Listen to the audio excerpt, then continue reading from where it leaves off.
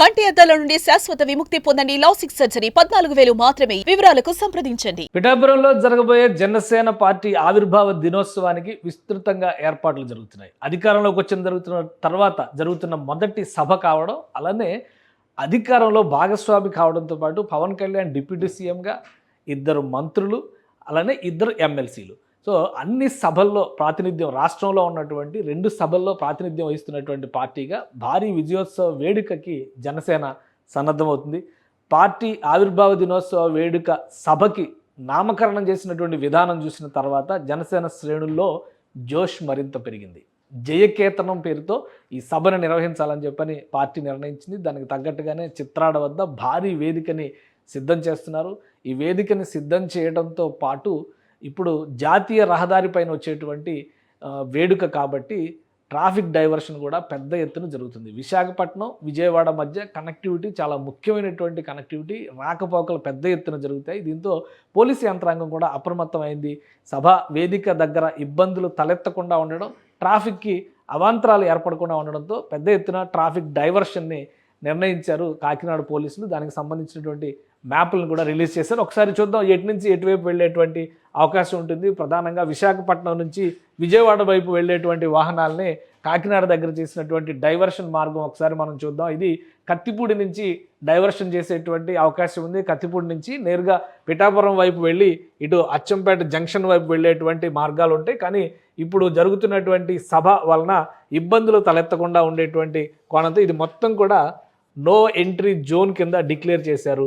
ఈ total L shape Unduru junction నుంచి Achampet junction వరకు ఇది మొత్తం నో ఎంట్రీ జోన్ కింద డిక్లేర్ చేశారు. ఇక్కడ మొత్తం కూడా పెద్ద ఎత్తున ప్రజానీకం వస్తుంది. ఎందుకంటే 10 లక్షల నుంచి 15 లక్షల మంది ప్రజానీకం వస్తారు. అభిమానులు, కార్యకర్తలు, నాయకులు వీళ్ళందరూ కూడా వస్తారని చెప్పని జనసేన పార్టీ అంచనా వేస్తుంది. దానికి తగ్గట్టుగానే పోలీసు యంత్రాంగానికి ముందస్తు సమాచారాన్ని ఇచ్చింది.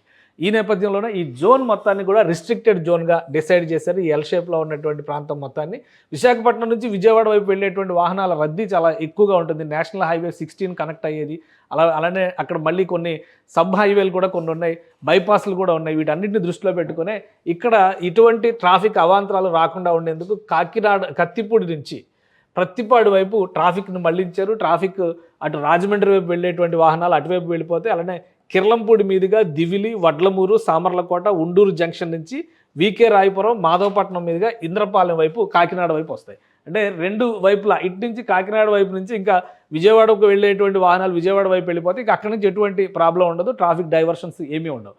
అలానే ఇటు నుంచి వచ్చేటువంటివి అంటే కాకినాడ వైపు నుంచి వచ్చేటువంటి వాహనాలు, విశాఖపట్నం వైపు వెళ్ళేటువంటి వాహనాలకు సంబంధించి కూడా ఒక డైవర్షన్ని డిసైడ్ చేశారు పోలీసు అధికారులు. ఒకసారి అది కూడా చూద్దాం. కాకినాడ వైపు నుంచి కత్తిపూడి వెళ్ళేటువంటి మార్గం ఇదంతా కూడా విశాఖపట్నానికి కనెక్టివిటీ ఉండేటువంటి మార్గం కాబట్టి ఇక్కడ కూడా సిమిలర్ డైరెక్షన్లోనే వెనక్కి వెళ్ళేటువంటి అవకాశం ఉంటుంది. అదే రహదారిలో సేమ్ ఎలా అయితే ఇటువైపు నుంచి మళ్లింపు జరిగిందో ఈ ఏరియా మొత్తాన్ని కూడా బ్లాక్ జోన్ కింద డిక్లేర్ చేశారు. అయితే ఇక్కడ ఒక ఎగ్జంప్షన్, కాకినాడ పోర్ట్ నుంచి వెళ్ళేటువంటి వాహనాలు కొంత వెసులుబాటు ఇచ్చినట్టుగా కనిపిస్తుంది. ఇక్కడ ఈ జోన్ మొత్తాన్ని మాత్రం కంప్లీట్ రిస్ట్రిక్టెడ్ జోన్ కింద పెట్టేశారు. అచ్చంపేట నుంచి కాకినాడ పోర్ట్ నుంచి వెళ్ళేటువంటి వాహనాలు అచ్చంపేట జంక్షన్ నుంచి ఇటు లెఫ్ట్ టర్న్ అవుతాయి. మెడికవర్ హాస్పిటల్ నుంచి ఉండూరు జంక్షన్ కనెక్ట్ అయ్యి మళ్ళీ సామర్లకోట, వడ్లమూరి, దివిలి, కిర్లంపూడి, ప్రత్తిపాడు మీదుగా ఇటువైపు మళ్ళీ విశాఖపట్నం వైపు కత్తిపూడి వైపు వెళ్ళి కత్తిపూడి నుంచి విశాఖపట్నం వైపు వెళ్తాయి. కాబట్టి ఈ ఏరియా మొత్తం చూస్తే మ్యాప్లో చిన్నగా కనిపించవచ్చు, కానీ దాదాపుగా 30-40 కిలోమీటర్ల రేడియస్లో ట్రాఫిక్ డైవర్షన్స్ జరిగినట్టుగా పోలీసులు చెప్తున్నారు. అలానే కాలినడకన వచ్చేవాళ్ళు కానీ దూరం నుంచి వచ్చేవాళ్ళు, సొంత వాహనాలు లేకుండా ప్రయాణ విషయంలో సభా వేదిక దగ్గరకు వచ్చే వాళ్ళ కోసం ప్రత్యేకమైనటువంటి పాయింట్లు పెట్టారు. ప్రస్తుతం ఎండాకాలం దగ్గరకు వచ్చేసింది కాబట్టి ఇక మార్చి నెల అంటే ఎండలు స్టార్ట్ అవుతాయి కాబట్టి దానికి తగ్గట్టుగా జనసేన పార్టీ యంత్రాంగం కూడా ఆయా మార్గాల్లో ప్రత్యేకమైనటువంటి ఏర్పాట్లు చేస్తుంది. సైన్ బోర్డులు ఏర్పాటు చేశారు. విఐపి పార్కింగ్ ఒక చోట, నార్మల్ వెహికల్స్ ఒక చోట, నాయకులకు సంబంధించినటువంటి వెహికల్స్ ఒకవైపు మళ్లింపు ఉంటుంది. ఇదంతా కూడా ఇంటర్నల్గా ఈ రిస్ట్రిక్టెడ్ జోన్లో ఉండదు. ఖచ్చితంగా ఇది కూడా ఇక్కడ సభా వేదిక వద్ద ప్రత్యేకమైనటువంటి ఏర్పాట్లు చేసి దానికి సంబంధించినటువంటి రూట్ మ్యాప్స్ వేరే విధంగా ఉన్నాయి. కానీ నేషనల్ హైవే మీద ప్రయాణం చేసేటువంటి వాహనాలకు మాత్రం ప్రత్యేకమైనటువంటి డైరెక్షన్స్ పోలీసులు ఇచ్చారు.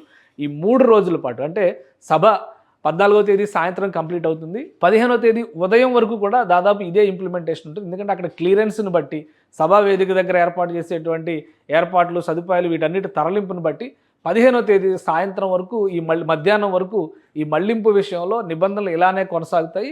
ఒకవేళ మార్పులు ఉంటే కనుక 14వ తేదీ సాయంత్రానికి పోలీసులు అనౌన్స్మెంట్ ఇచ్చేటువంటి అవకాశం ఉంది. కాబట్టి నేషనల్ హైవే 16 నుంచి వెళ్ళేటువంటి వాహనాలు ముఖ్యంగా కాకినాడ మీదుగా విశాఖపట్నం వెళ్ళాయి, కాకినాడ మీదుగా విజయవాడ వైపు వచ్చేటువంటి వాహనాలన్నీ కూడా ఈ రూట్ మ్యాప్ని అర్థం చేసుకొని దానికి తగ్గట్టుగా ముందుకు వెళ్లాల్సినటువంటి పరిస్థితి ఉంటుంది.